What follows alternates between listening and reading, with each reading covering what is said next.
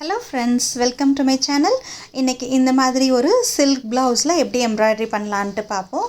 இப்போ பாருங்கள், இந்த சில்க் ப்ளவுஸில் சில ப்ளவுஸில் இந்த மாதிரி த்ரெட் வந்து எடுத்துக்கிட்டே வரும். நம்ம டிசைன் பண்ணி ஒர்க் பண்ணுறதுக்குள்ளே அது வந்து ஃபுல்லாக நிறைய த்ரெட் எடுத்துகிட்டே வந்துடும். நம்ம தைக்கும் போது அது டிஸ்டர்பன்ஸாக இருக்கும். ஸோ அதுக்காக ஃபஸ்ட்டு என்ன பண்ணுங்கள், இந்த மாதிரி இது ஓரத்தை வந்து நீங்கள் மெஷின் வச்சுருந்தீங்கன்னா ஒரு ஸ்டிச் போட்டு இது மாதிரி மடித்து ஒரு தையல் போட்டுக்கோங்க. இல்லை மெஷின் இல்லை அப்படின்னு நினச்சிங்கன்னா அந்தமாரி மடிச்சுட்டு ரெண்டாக மடிச்சுட்டு நார்மல் காட்டன் த்ரெட் நம்ம மெஷினுக்கு யூஸ் பண்ணுவோம்ல, அதை வச்சு சும்மா ரன்னிங் ஸ்டிச் போட்டுக்கோங்க. திருப்பி நம்ம அதை எடுத்துகிட்டு தைக்க கொடுக்கலாம்.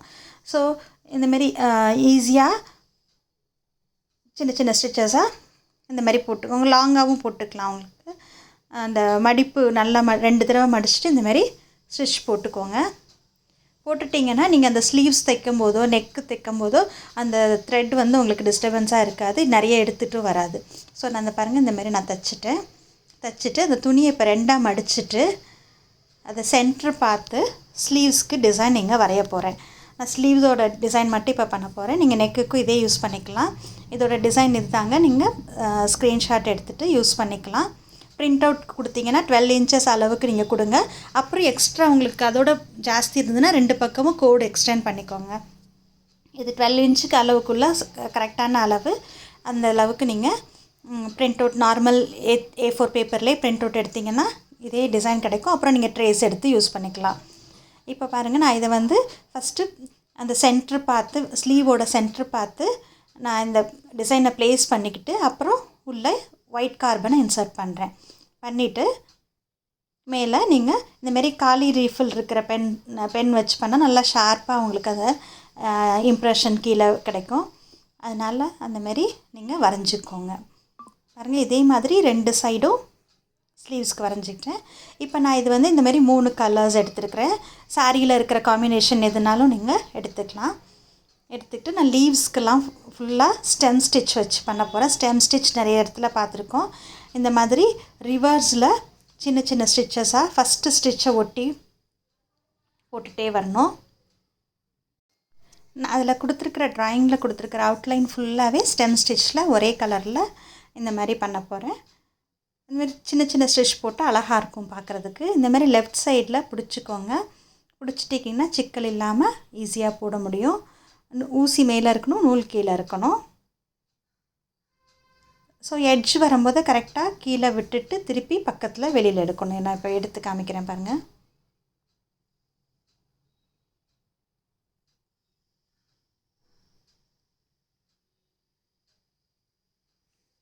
ஸோ இந்த மாதிரி பக்கத்தில் அந்த நூலை ஒட்டியே எடுத்திங்கன்னா கரெக்டாக அந்த ஷேப் உங்களுக்கு அதே மாதிரி கிடைக்கும்.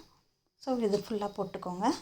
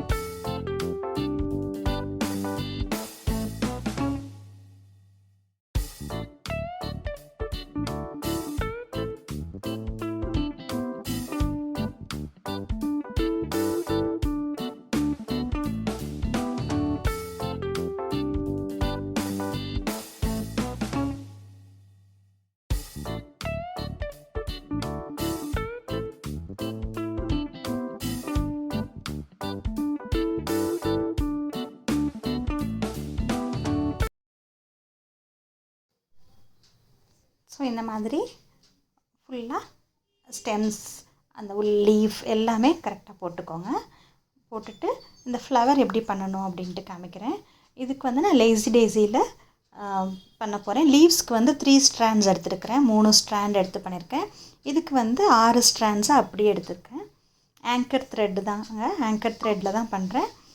இப்போ பாருங்கள், ஒரு பாயிண்ட்லேருந்து இப்படி எடுக்கணும். நீடில் எடுத்துகிட்டு எவ்வளோ டிஸ்டன்ஸ் இருக்கோ அந்த அளவுக்கு நீடில் அப்படி எடுத்து ஊசி மேலே இழுக்கணும், நூல் கீழே வரணும். அப்போ ஒரு செயின் ஃபார்ம் ஆகும். அதை பக்கத்தில் இப்படி லாக் பண்ணிடணும். அதுதான் லேசி டேசி. நான் பக்கத்தில் போட்டிருக்கேன். ஈவனாக எல்லா இடத்துலையும் சுற்றி வரணுங்கிறதுக்காக நான் ஃபஸ்ட்டு அந்த சர்க்கிளை ப்ளஸ்ஸாக டிவைட் பண்ணிவிட்டு அப்புறம் ஒரு இன்ட்டு மல்டிப்ளிகேஷன் சைன் போட்டிருக்கேன். ஸோ ஈவனாக அந்த இதுக்கு வந்ததுன்னா கரெக்டாக அந்த ரவுண்ட் சுற்றி இந்த பெட்டல்ஸ் வர மாதிரி இருக்கும். நல்ல ப்ராக்டிஸ் இருக்கவங்க இது அந்தமாரி கோடு போடாமே பண்ணிக்கலாம். கரெக்டாக அந்த அவுட்லைனை ஃபாலோ பண்ணி பாருங்கள். இப்போ இந்த கரெக்டாக அந்த சென்ட்ரல் லைனுக்கு அந்த பெட்டலும் கரெக்டாக வருது பாருங்கள். ஸோ இந்தமாரி பக்கத்தில் லாக் பண்ணணும். இதாங்க லேசி டேசி ஃப்ளவர். நான் 6 ஸ்ட்ராண்ட்ஸை அப்படியே எடுத்துருக்கிறேன். அந்த ஃப்ளவர் நல்லா போல்டாக தெரியணுங்கிறதுக்காக நான் இந்த ஃப்ளவர் டைப் எடுத்துருக்கிறேன். லீவ்ஸ் எல்லாம் ஸ்டெம் ஸ்டிச்சில் பண்ணியிருக்கிறேன். ஸோ இது நல்ல ஒரு திக்காக ஒரு பார்டர் கிடைக்கும் நம்ம ஸ்லீவுக்கு. இதே டிசைனை நீங்கள் நெக்கில் ஸ்கொயர் நெக் மாதிரியும் போட்டுக்கலாம், அழகாக இருக்கும். ரவுண்ட் நெக்லேயும் நீங்கள் அதுக்கேற்ற மாதிரி அந்த ட்ரேஸிங்கை உங்களோட நெக்லைனுக்கு ஏற்ற மாதிரி டர்ன் பண்ணி அந்த டிசைனை நீங்கள் வரைஞ்சிக்கலாம். இப்போ பாருங்கள், கரெக்டாக சென்டருக்கு அந்த பெட்டல் வருது கரெக்டாக.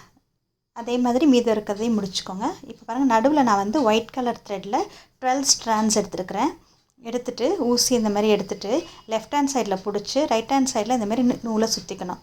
அப்புறம் பக்கத்துலேயே கீழே விட்டு அந்த நூலை மெதுவாக கீழே இழுக்கணும். லெஃப்ட் ஹேண்ட் சைடில் இந்த மாதிரி பிடிச்சிக்கிட்டு மெதுவாக விடும்போது அந்த நாட் சிக்கல் இல்லாமல் நீட்டாக விழுகும். அதே மாதிரி அடுத்த பக்கத்தில் எடுக்கணும். 12 ஸ்ட்ராண்ட்ஸ் எடுத்துருக்கிறேன். அந்த லேசி டேசி பெட்டல்ஸோடு இது கொஞ்சம் இன்னும் எம்போஸ்டாக தெரியணுங்கிறதுக்காக 12 நூல் அப்படியே ஒரு 6 எடுத்து ஊசியில் கோர்த்துட்டு 12 கீழே நாட் போட்டிருக்கேன்.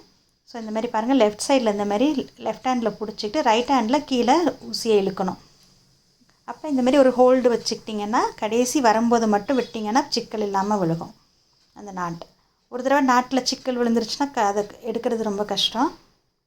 பாருங்கள், லெஃப்ட் ஹேண்ட் சைடு அப்படி பிடிச்சிக்கணும், ஒரு சுற்றிக்கணும், கீழே விடணும். இந்தமாரி லெஃப்ட் ஹேண்ட் சைடில் பிடிச்சிக்கோங்க, கீழே விட்டு அதை இப்படி இழுக்கணும். பக்கத்தில் வரும்போது கரெக்டாக அதை அட்ஜஸ்ட் பண்ணி அதுக்கப்புறம் நாட்டை விடணும். நாட் ஒர்க்குள்ள டுட்டோரியலுக்கும் உள்ள லிங்க் நான் டிஸ்கிரிப்ஷன் பாக்ஸில் கொடுக்குறேன், பாருங்கள். ஸோ இந்த மாதிரி நெருக்கமாக பக்கத்தில் நாட்ஸ் போட்டுக்கோங்க. உள்ளேயும் ஃபுல்லாக நாட்டால் ஃபில் பண்ணணும்.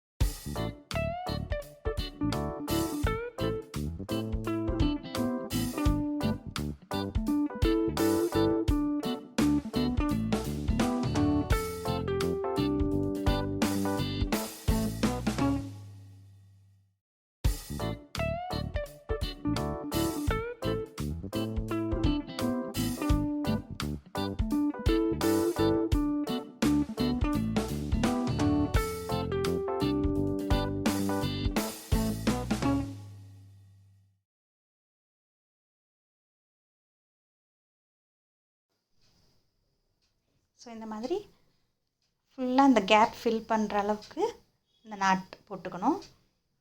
போட்டாச்சு பாருங்கள். ஸோ இந்த மாதிரி லீவ்ஸ், இந்த மாதிரி ஃப்ளவர் போட்டுட்டா ஸோ இந்த மாதிரி பியூட்டிஃபுல்லாக ஒரு டிசைன் கிடைக்கும் நமக்கு. த்ரெட் ஒர்க்லேயே ஃபுல்லாக பண்ணியிருக்கிறோம். நடுவில் எம்போஸ்டாக ஃப்ளவர், அது கீழே லீவ்ஸ். பாருங்கள் எவ்வளோ அழகாக இருக்குது இந்த டிசைன். இந்த டிசைன் உங்களுக்கு பிடிச்சிருக்கும்னு நினைக்கிறேன். ட்ரை பண்ணி பாருங்கள், பார்த்துட்டு சொல்லுங்கள். Thank you. Thanks for watching.